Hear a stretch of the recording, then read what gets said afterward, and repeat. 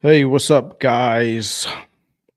We're going live on a Friday night. I'm trying to include people on the West Coast, so that's why I maybe think it might be good to come on a little bit later. So it's almost 11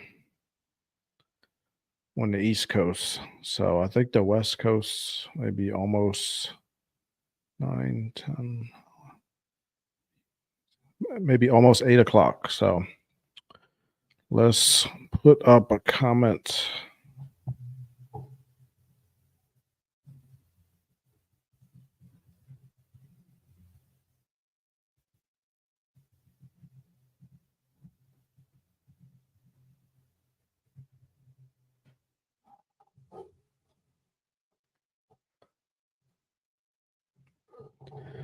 All right, there we go.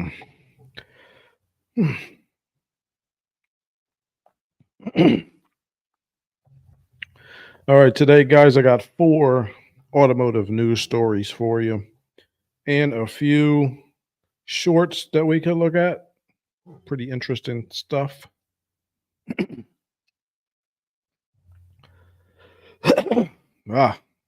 Sore throat. All right, let's go ahead and get into it. This is an article from Car Scoops. New car buyers are taking on $1,000 a month car payments at alarming rates. This is insane, people.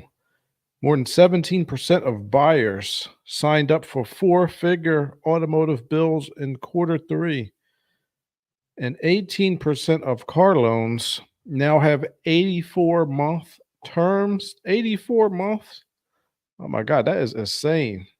So 60 months is 5 years. So that would be 72 would be 6 years. 84, that's 7-year car note. That is insane, people. So this is according to Edmunds. They say these 84-month car notes are becoming more popular. That is accounting for 18% of loans. This is a lot of money, people. The average price of a new car is about $48,000 this year. Oh God. Oh, so they're not looking at the MSRP. They're looking at the monthly payment, which is kind of a mistake as far as I'm concerned. That's how they get you. I'm surprised they don't call it a weekly payment. They should break it down to weeks, and then it seems like it's less. Only $250 a week. That's not a big deal, is it? I think it's a big deal. Goodness gracious. Let's look at this article. Yeah, so they're bringing up the point that once you get out of warranty, not only are you going to have to pay the car note of $1,000 a month, but you're also going to have to pay the full price of your warranty, which is, I mean, you're going to pay the full price of repairs. Excuse me. So let's look at this example here. For this one, the monthly payment would be $736, financing $40,000, the down payment of about $6,600, APR of 7%. Yeah, because interest rates are still pretty high. So that's going to make a big difference in how much you have to pay every month. So let's see. And then they're saying used cars are averaging about $550 a month, and they're paying 11.3% interest. Oh, goodness. What the heck are we going to do, people? This is an example of a used car, about $28,000, monthly payment of about $548, 69-month term, down payment of $4,000. So that's about a $32,000 used car. Whoa. And here's one that's $40,000, $736 a month. What the heck are we going to do, people? Let's look at the comments. This guy says the same people who want debt relief for their student loans. Yeah.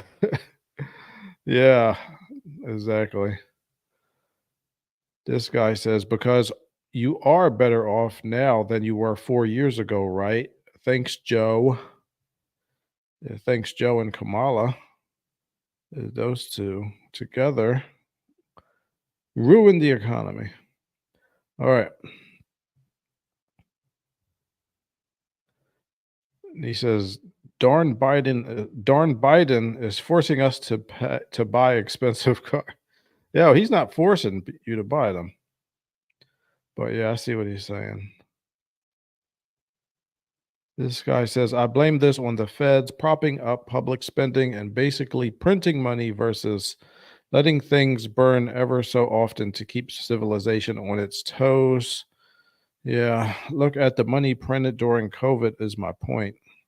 They should have just let the chips fall where they may. Instead, they just keep printing beyond its ability to keep up. Look at EVs and the silly amounts of money being spent with reckless abandonment. Then we have them bailing out college loans and whatever billion loans out there for EV charging stations. If the bigwigs don't have an idea of how to balance a budget, what makes you think the plebes will do better? Look at forests that have controlled burns versus the ones that lack any sense of doing so. And this guy says, look at 1 billion going to FEMA to house illegal immigrants. Yes, that's your money. Yeah, we're spending a lot of money on everything right now. Oh my gosh. So I looked up to see what kind of car you could get for, let's see, $1,000 a month. Where is my nerd research? So a 2024 Acura MDX with the advanced package, which is like upgrade with all the fancy options. That is about $1,068 a month with a 3.19% APR for 60 months with $6,500 down for well qualified buyers. Yeah, you got to have top tier credit to get an interest rate like that. And I don't think most people have that. Let's see. What else could you get? I think a Benz E Class to be about $62,000, and that'll cost you about $1,000 a month. So, hmm, thing is, I know it does sound bad, but I think a lot of these loans are also people who have businesses and they get more expensive. Well, not more expensive, but maybe averagely expensive V8 truck, like maybe a 1500 or a 2500 series. Because I was looking up the other day, and just like a good V8 Chevy Silverado, about 50 to $55,000. So a lot of people do get those for their contracting business. Like for a lot of these businesses, you do need a V8 truck. People always say, "Oh well, people buy these pickup trucks; they don't even need them." But look, a lot of people do need these pickup trucks. Like if you have a contracting business or a concrete business, or if you do drywall, anything in the trades, you're going to need a pickup truck or some type of big work vehicle, and they get to write off the expense for their truck if they use it for work purposes. So a lot of these $1,000 a month vehicles are, I think, small businesses who actually do use these trucks. Now, there are some people who can afford $1,000 a month car payment, So if you look at it like, I always like to look this stuff up to see exactly what kind of paycheck numbers people are looking at. For if you're making $100,000 a year after taxes, it varies from state to state. You're probably looking at taking home about 1,500 to 1,600 a week after taxes. So if you're making 100 grand a year, and if you could keep your mortgage around maybe under 2,000 a month, and if you have, a husband and wife both putting in on that mortgage, you might be able to afford $1,000 a month car note. I mean, you could at least afford 700 or $800 a month. That's if you're making that kind of money. And some people do make that amount. You know, it does happen, especially in like New York and California. Like that's just kind of middle class out there. They have to pay people that amount, or they won't be able to stay. They won't be able to live. So anyway, yeah, $1,000 month car payment. That's not something I want to do, but some people do it. Now, what's bad though is the term, like how long you have this note for, because you're a very if you can't actually afford it, like if you can't afford to trade that car in for something else once you're out of warranty, at least powertrain warranty, which is what do they usually give you, about 5 years, 60,000 miles. If you can't trade it in after that, you could be looking at some major repair bills, and that is kind of like financial disaster. If you're barely making $1,000 a month payment, and then a big repair comes up, because these new cars, the repairs are extremely expensive because they got direct injection. A lot of them have turbos. They got a million sensors. They have additional calibrations that need to be made after an alignment. Like, I'm trying not to say like as much anymore. If you're doing an alignment on an older car, like my 2017 Camry, and it doesn't have like it doesn't have lane keep assist, it doesn't have collision avoidance type things, it doesn't have backup sensors. When I do an alignment, all you have to do is adjust the rear toe. I think I don't even think camber's adjustable on that in the rear. So rear toe, front toe, and then you go. And that's it. Regular alignment might cost maybe now 150, $200. These dealerships are charging 150, $200 an hour now. So you might be able to get away with a normal priced alignment. But for these newer cars like that Acura MDX, if you have to get an alignment, you have to adjust a lot of that ADAS equipment too. Like you have to adjust all those different sensors, and it takes longer. So now alignment costs more. Yeah. And God forbid if you are outside of that warranty and that turbo goes bye bye. Oh my gosh, a lot of your money goes bye bye as well. So that's the kind of thing you got to think about. It's not just the monthly payment. Can you afford the repair bills once this car is out of warranty? And I'll tell you a secret that most people probably already knew, but a lot of mechanics know this as well. Now, I never had to do this when I was at Honda, and they tried they tried to get me to do this at Nissan, but I wasn't having it. They will, when you are under warranty, if they see a problem, like when you come in for an oil change, a lot of time they just won't tell you, because the mechanics at the dealership, they don't get compensated for warranty time in the same way that they do for when a customer is out of warranty. They call that customer pay. To give you an example, If you come in off the street and your car is not under warranty and you want a brake job, you want pads and rotors, there's one price for that. They'll pay they'll pay the mechanic, let's say maybe 3 hours to do the job, right? Mechanics, they usually get paid on a flat rate system. But if you are under warranty, this is the same exact job. The OEM might probably going to pay you 1 hour. Let's say, for example. So it's the same exact job, but the mechanic gets paid less, and the dealership gets compensated less too.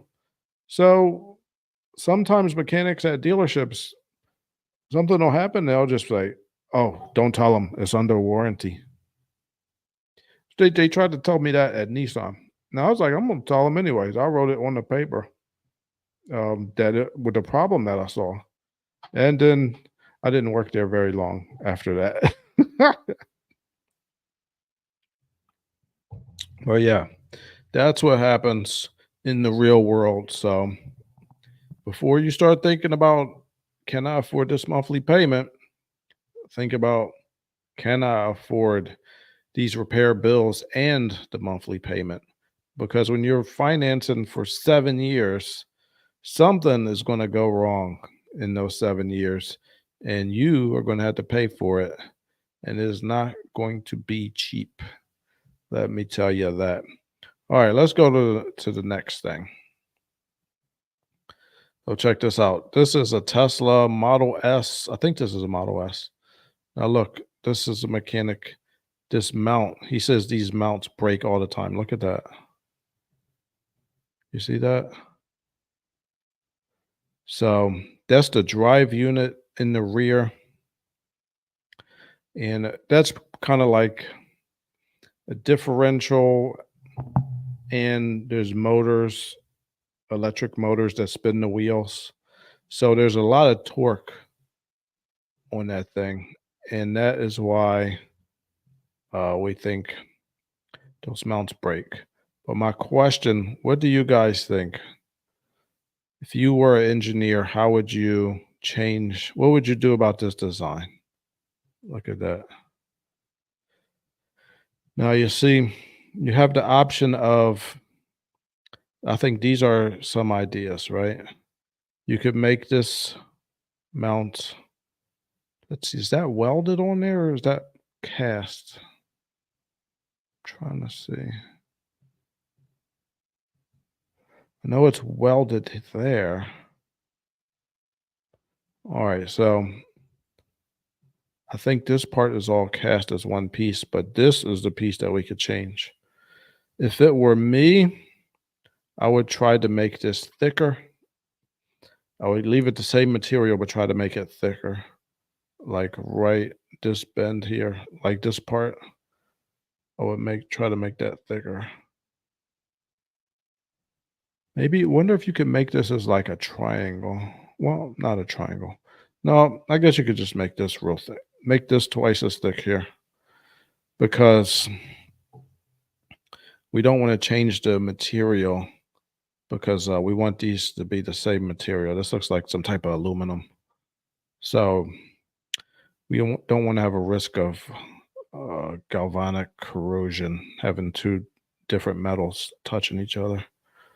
But yeah, I would do that. All right. Well, that's another repair. This is the next story. Uber and Lyft drivers are using full self-driving Teslas as robo-taxis. Would you trust them? Uh-oh. So this is a story on Car Scoops if you want to read the whole story. So this is one Uber driver crashed in Las Vegas earlier this year when his Tesla's full self-driving system failed to spot an SUV pulling into its path. All right, so it looks like that is the SUV they're talking about.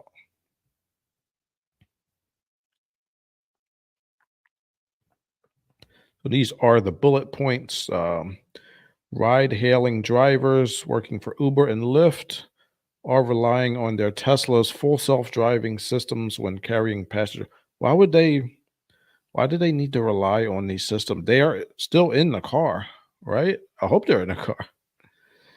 Engaging full self-driving lets them treat the Tesla like a robotaxi, and there are no rules prohibiting cab drivers from using the tech.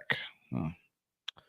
I wonder if Uber and Lyft would make that a rule in the future, because in this case, an Uber driver and YouTuber crashed this year when his full self-driving equipped Tesla failed to spot an SUV cutting across his path. All right, so I think what happened was, let's see. Oh, that's what happened. I think there was another car in the way that was keeping. I think there was another car like over here, and this person jutted out in front of both of them, like when they really aren't supposed to. Like I think this guy in the white was probably in the wrong. He should have let him go by, but they weren't. Tesla's LiDAR, or I don't think they even use LiDAR anymore. Well, they use cameras and artificial intelligence now, I think, on most of these Teslas.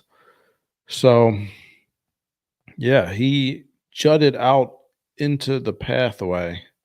Now, if the person had been driving and paying attention, they might have been able to kind of see over or kind of see the situation happen, but the LiDAR was not able to see it. Looks like that's what happened. So, Tesla is gearing up to reveal the first robotaxi on October 10th, which is yesterday. But yeah, like they're saying, some of these people are already using the full self-driving when they're carrying passengers. They're just being lazy. Like you're already in the car sitting there. Why don't you just drive it yourself? Or at least pay attention. They're supposed to be paying attention. This is not intended to be completely autonomous right now. Let's see. So this company learned of at least 11 ride-hail drivers who rely on the $99 a month. It's $99 a month for that full self-driving option, which they say helps reduce their stress levels and work longer hours. What? They're just being lazy. You could drive your own car, which means more pay. So there's a clear incentive to leverage the technology. Yeah, I guess. I think they're just being lazy. Let's see. So the crash earlier this year involving one Uber driver who posts his experiences on YouTube. And yeah, of course they're posting everything on YouTube that they're doing wrong. And federal safety officials are now looking into both that accident and the use of self-driving tech in the ride-hail industry. Self-snitching at its finest, people. I mean, he's posting when he's doing something that probably not supposed to be doing. So this is footage from Just Woon. He posted a series of videos titled Project Robotaxi and shows his Tesla Model Y performance driving along a wide road at just over the posted 45 mile per hour speed limit when an SUV at a stop sign illegally pulls in front of him. Unfortunately, the careless SUV is obscured by another SUV in the lane to Yoon's right. Yeah, I think that's the one we're talking about. So, neither the Uber driver who seems to be fiddling with the touchscreen or the full self-driving system notices the danger at first, but when the penny drops, it's the Uber driver who's first to realize what's happened and react. Oh boy. They're saying he should have had his hands on the wheel, because full self driving is just a level 2 system, or that he might have had a better chance of steering around the SUV if he hadn't fitted the dumb yoke wheel. Oh, so he's got one of those weird looking yoke wheels. I don't know why they are even allowed to. I don't know. I've never used one of those yoke wheels, so I can't really say they're bad unless I know that personally. But yeah, they look weird. I know that. So yeah, that the Tesla was totaled. Yeah, it's not too hard to total a Tesla because they're more difficult to work on because I think they have I know they're gigacast, so it's harder just to replace one or two parts. A lot of the body of those cars is a lot of it is just like one piece that gets pressed into the shape, so it's harder to work on from a body perspective. So the Tesla driver admitted liability, but despite conceding in the crash vehicle that full self driving is flawed, Woon has since acquired another Model Y and continues to use driver assist tech when carriers. Yeah, so he didn't learn his lesson apparently. Once you've experienced full self driving, you can't really go back. What? You're gonna get in another crash if you don't pay attention. It's look at this guy. All right, so here's the yoke wheel. Uh, Looks like a square, kind of maybe a rhombus instead of a circle like normal steering wheels. Yeah, here it goes. So this SUV is in the way. This guy pulls out in front of him, trying to I guess he's trying to get over to the other side of the highway, and this guy is not paying attention. It looks like, and there he goes, and he's going to keep doing the same thing because he didn't learn anything from that. Good job, buddy. Good job. Don't learn anything. If it was me, I'd be like, I ain't never using this self-driving thing again. I don't want to get in an accident. So here's the comments. Let's look at some comments. This guy says, I would never trust full self-driving without LiDAR. You're a fool if you do. Yeah, that's what I was talking about. I guess this one doesn't have the LiDAR. It just has the camera. Just looking at the video, it was a hard see for anyone, and he steered into the car he hit. He did? This guy says full self driving supervised is a level 2 driver system. Driver needs to be attentive. End of story. That's true. I agree with you, Brad. This person says Tesla needs to be sued into bankruptcy. I don't know about that. I mean, they tell you to pay attention and people don't pay attention. Teslas using full self driving or autopilot are less likely than humans to get into an accident. Is that true? What about the one? I think some of those Teslas have LiDAR and the cameras, and then I believe some of them took off the LiDAR and they just do the camera with, I guess they call that AI. This guy says, fiddling with the touchscreen. Enough said. Car manufacturers are putting more screens into cars to attract future buyers who don't even want to drive. Great. This guy says, once you get lazy, you could never go back. Yeah, that's what I was saying. He seems like he doesn't want to learn from his mistake. This guy says, I'm not sure I'd use Uber or Lyft to begin with. Normal taxis are just fine. Don't know about late night shenanigans because I don't do that stuff anymore. uh, I've used Uber before. Uber works pretty good.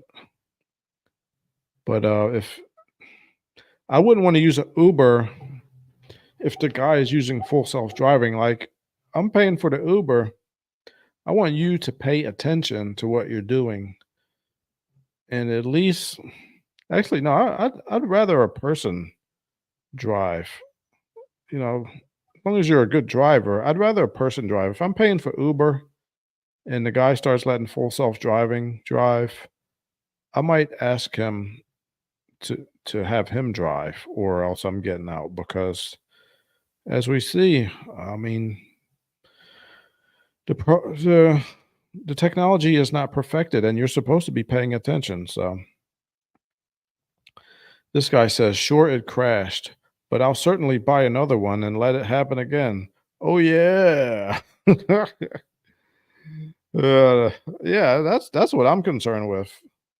The person not learning their lesson, and then is Uber and what are Uber and Lyft going to do about this? Like, they need to come up with some sort of policy because this is not acceptable. I'm paying for a human to drive the vehicle. I want a human to drive the vehicle. It's not too much to ask. This guy says, I mean, he seems to have learned some lessons and not be ashamed to share his feedback, even though he knew that he wasn't paying full attention. These content creators, as they are called, crave for anything that'd get them views. I'm glad the passenger is okay, but if I were her, I'd tell the driver that I wouldn't feel comfortable with him driving me around in full self driving mode. I agree with you, sir. I totally agree. We got to start. You got to tell people, like, look, man, I don't feel comfortable with the Tesla driving itself. I mean, it's level two autonomous driving, right? It's not supposed to be completely autonomous. So if you're driving me in an Uber, I want you to drive me in an Uber. It's not that hard. It doesn't seem like too much to ask. So let's go to the next story. So, 6 years after a fatal crash, Uber inks new robo-taxi deal.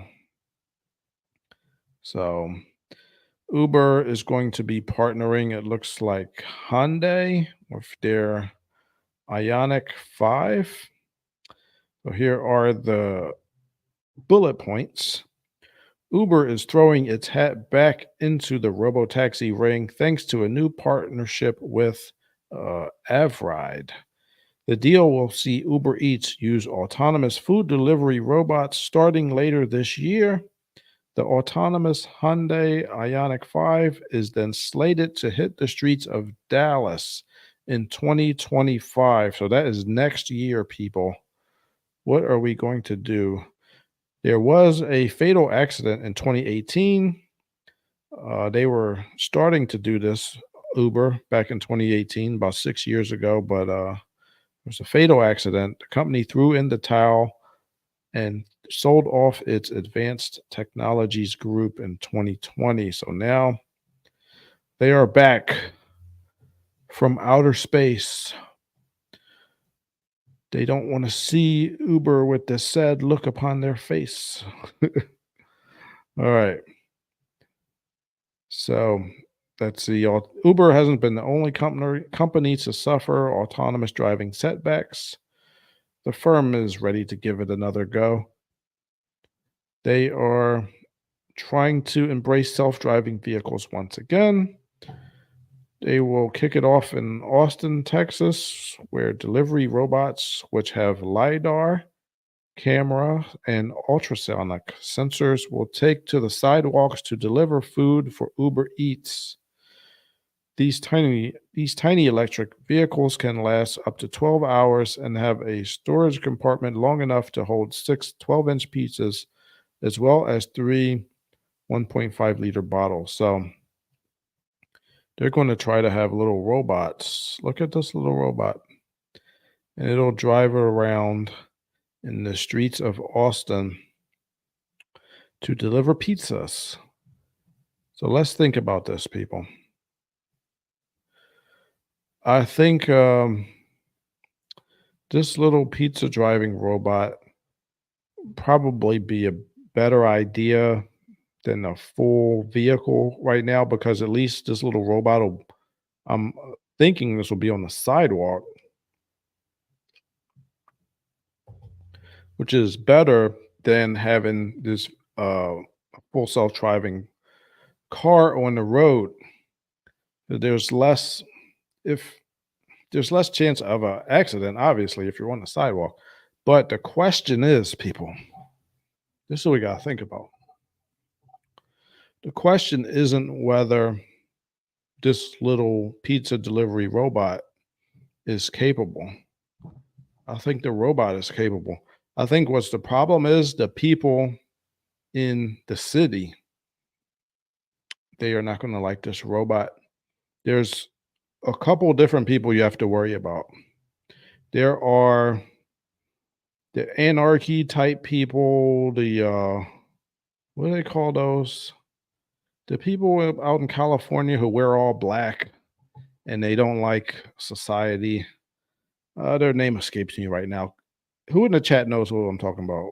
What are they always say like all cops are uh, bastards, a cab. Oh, I forget their name right now, but not BLM. What was their name? I don't know. Those anarchy groups who they just don't like society, and they always want to fight against the man. Ugh. I saw one of these self-driving robots in San Francisco, and people will come up and they'll draw graffiti all over it. Sometimes I heard they will put a traffic cone on it on the hood, which causes the sensors to freak out and it won't move. It thinks like it's going to hit something. They do this because they feel that these robots are taking away jobs from people, like, and they're just kind of a way for corporations to get rid of people that they have to work for. So, I mean, they have a valid concern with that, but just vandalizing things is not the proper thing to do about this concern. So, I think these little things, these people like in Austin, Texas, or San Francisco, where these services will really be used a lot and profitable, these little machines are going to get vandalized. People are just going to put graffiti all over it. They're going to get in the way of it delivering things.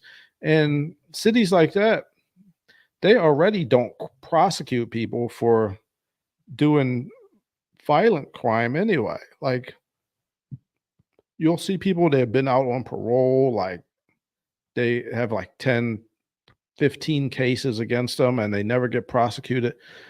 If just some anarchist type person comes and just kicks this little thing or writes graffiti all over it or vandalizes it, they're not going to be able to make money. They're always going to be broke, these little things. And the other person you have to worry about is your common criminal. Like, uh I give you an example. When I used to live in Philly, in my neighborhood, like in my neighborhood, Domino's or Pizza Hut and major chains, they wouldn't deliver anything to my neighborhood because people would always get robbed, and people would just rob them sometimes just for the pizza. They'd be like, "Oh, there's a guy from Domino's. Go take the pizza from him." They'll just go run, grab the pizza, and run away, or they'll try to rob him and take his money. Now, I'm imagining that this little robot is not going to have any money in it, but I mean, how hard is it going to be to open this thing up and get the pizza out? So you would run into a situation where the pizza delivery places wouldn't want this little robot to go into the bad neighborhoods, right? And then I'm imagining the people in the bad neighborhoods will say, "Oh, this is discrimination. How come you don't deliver to our neighborhoods?" And then it's going to be a constant back and forth. And then they'll say, "Okay, we'll deliver to your neighborhoods," and then they'll deliver to there. And then in 2 weeks, the robot will be broken. See, this it's not the robots that aren't ready. It's the people that don't have any common sense or morality that'll just destroy the robots. That's what I'm predicting for these robots. Is my prediction. They are not going to be successful. Now, in some areas, yeah, like where they actually prosecute crime, these robots could be successful, but uh, not if not in the bad, not in the places where they're soft on crime. Will these robots be successful? They're going to be in trouble. Those, tell you, they. I wish I had the story, but I'll tell you, they had some type of project in like Europe or Amsterdam or something where they had like a little robot just it would it had like little wheels, I think, and it would just drive around and there was a note on it and it'd be like, send me in this direction or whatever. And people were like helping the robot to get to across the country and whatever. And once this robot got to Philly, they just destroyed the robot. They just destroyed it.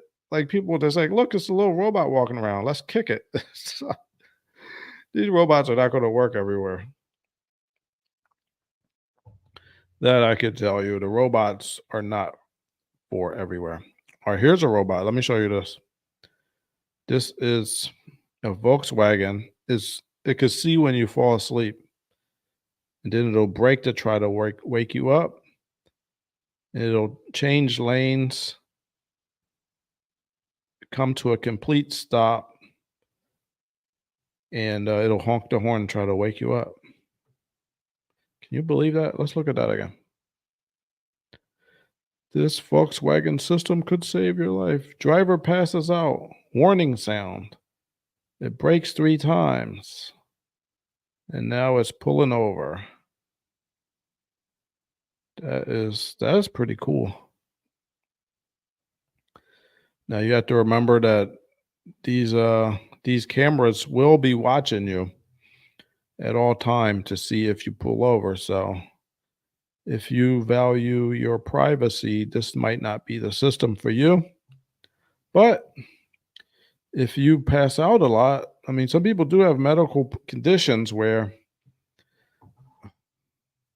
they might get lightheaded, like maybe they're diabetic and they might have a medical emergency. I know that's what happened to Macho Man Randy Savage. He was driving, and I think he had like a heart attack, and then he got into a crash, and he was unfortunately no longer alive now. So, yeah, these systems could be helpful. Could be very helpful. I don't know if everybody's ready for that, but I wouldn't mind having that.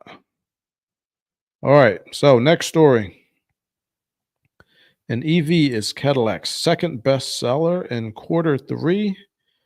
GM also reported strong sales of the Chevy Equinox EV, the Blazer EV, and the Silverado EV during the third quarter of the year. So GM coming in with some electric vehicles. This is my favorite electric vehicle. Now, I'm not, exclusively like I don't think everybody should buy electric vehicles. I don't think they should replace conventional vehicles in full, but I do think they have a part in the automotive world. They've always been here, actually. There's always been electric cars, even from the beginning. There have always been electric vehicles. It's just that battery technology has gotten much better than it used to be, and the ranges are now starting to get better. Let's look at this. GM secured 9.5 GM secured a 9.5% share of the US electric vehicle market in quarter three.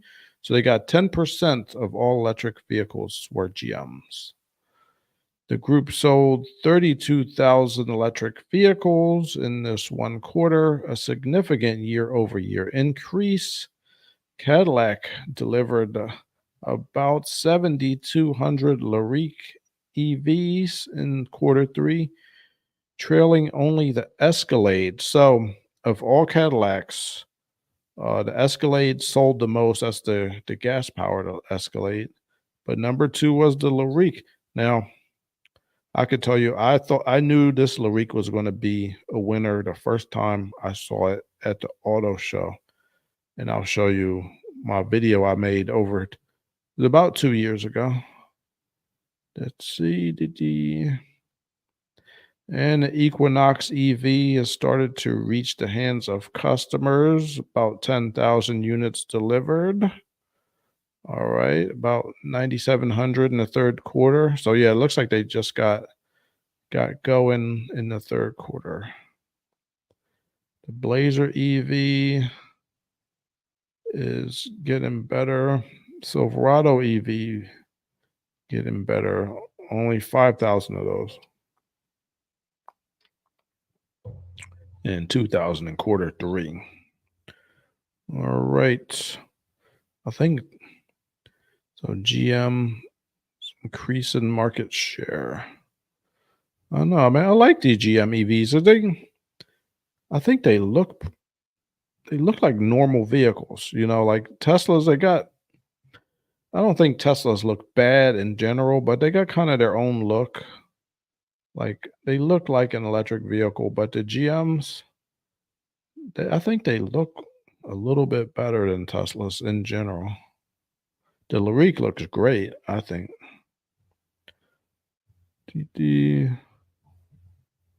So yeah, you guys, here we go. This is all GM sales. So this is the Buick. It's like every one of their vehicles starts with the letter E. The Enclave, the Encore, Encore GX, Envision, and Invista. Okay. Going with the theme there. The Cadillac, let's see. Cadillac, the CT4 and the CT5 are not selling too good. Those are the sedans. Escalade is doing well at 8,700. Then the Lyrique is right behind it. I wouldn't be surprised if they discontinued the CT4 and CT5 because everybody wants the crossovers. The XT4, XT5, XT6. But yeah. But let me show you this Lyrique. This is my favorite. The 2024 Lyrique. The colors looks to the blue, it look great. I like the Lyrique because it looks good and it's also practical. Like this little area here gives you some extra room. It's more than, like, let's say a Model 3 or Model Y Tesla, but it's not that outrageous. 57,000 for a luxury car. Let's look at it. Look at that, man. I like it. The blue. This cinnamon red looking thing. They call it radiant red. This is a striking color in person. I've seen these in person with that color. I was like, wow. The sport. I don't need it to be sport. It's a Cadillac. I want to see. Let's look at some pictures. The interior is so comfortable. The only thing I don't like is this giant clear roof. I want a regular roof. Every luxury car has these things. I would rather have steel up there and maybe a regular sunroof. But other than that, I like it.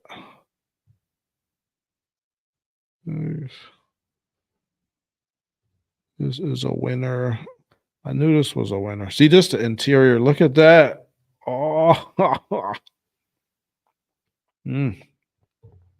that's looking good. That is looking good. I love how look at those seats. They look so comfortable. They got this speakers. They got speakers in the seats now. That's amazing. And the range on these is pretty good. Range is pretty good. Oh man, did opening that mess up my links? I think it did. Sorry, I gotta open up my I gotta get the links hooked up. Hold on. Here, I'll give you a better thing to look at.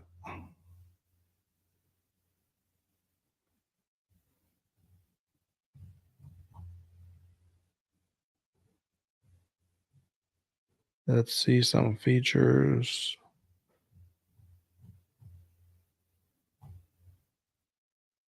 I don't know. Oh, you can backup power your house with that too? That's good. That's what the Cybertruck. I did a story on that Cybertruck that was they were using it as a backup power during the hurricane because their electric went out. All right.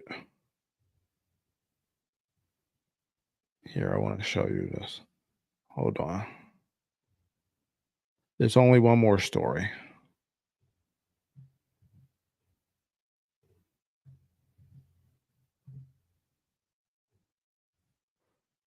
Let's go back.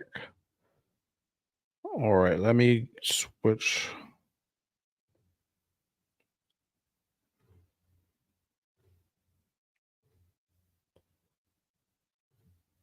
All right, this is a guy in India, it looks like. Look at what he's doing. Look like he is using a rotor to looks like he's preparing the surface of the block to it looks like he might be putting a head gasket on. That is wild. Now, I don't know. Sometimes I like to look at mechanics videos from other countries who they don't have all the same tools that we have. And it fascinates me to see how they do the job of a mechanic without the tools. And this is really interesting. I would never do this. I would never do that to my car, but like I try to think like, what if I were in another country and I didn't have my tools and I had to figure out how to do things like this. So that's wild. And you know what? I kind of have to respect mechanics like that who have to figure out stuff. All right, this is the last story. The 2026 Toyota RAV4. This is everything we know about the next generation RAV4 according to Motor Trend. So, this is kind of speculation, but let's look at it. They are thinking this might be hybrid only, people, and that would make sense to me because the Camry is now hybrid only. And let's see, the RAV4 and the Camry, I believe they have pretty much the same drivetrain. I'm hoping they don't put a turbo on the four-cylinder engine for the RAV4 hybrid. I don't think it needs it, but they think it might be all hybrid. Wow. What do you guys think of that? Do you think they should go all hybrid or still keep a gasoline only?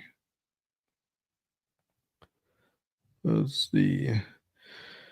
Why it matters. The RAV4 is the company's best selling vehicle in America. It's one of the best in the world, too. I think it's third place in the world for Camry. I think it's Corolla, then Camry. No, Corolla, then RAV4, I think. But I don't know. I'd have to look that up to be sure.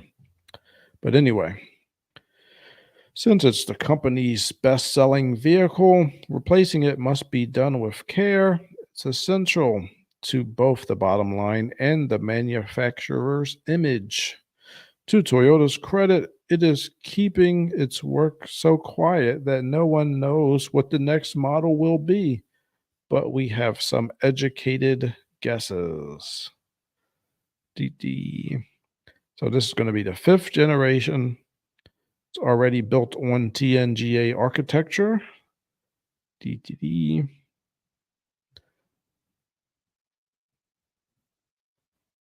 So they are saying the sedan version of the RAV4 these days, the Camry, they call it the sedan version of the RAV4. All right. So they're saying the Camry just got a big redo. We think they will apply heavily to its compact SUV sibling. So anyway, they think it's going to be a hybrid. All right. You can already get either the powertrain in the RAV4 badge as either the hybrid or the prime plug-in hybrid all-wheel drive. We expect the 2026 RAV4 to drop its base combustion-only engine as well and go all hybrid. That's what I think will happen too. Because I'm telling you, that Camry is just flying off the dealership lots of. I saw one at the dealership I go to get parts for my older Camrys. That thing was, I saw a 2026 Camry. It was there one day. It was gone the next. That thing was out of here. So the RAV4 already gets 42 miles on electricity alone. And the company has learned a few things about batteries since it introduced that vehicle.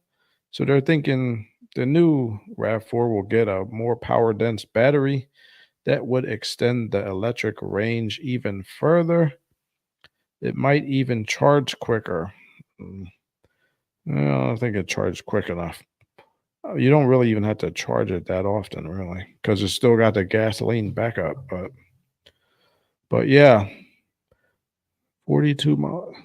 So you think the RAV4 Prime will probably be over 50 miles on electricity alone with some better batteries. And get some fresh body work, obviously. Yeah, they'll make it look a little bit more spiffy, a little bit new.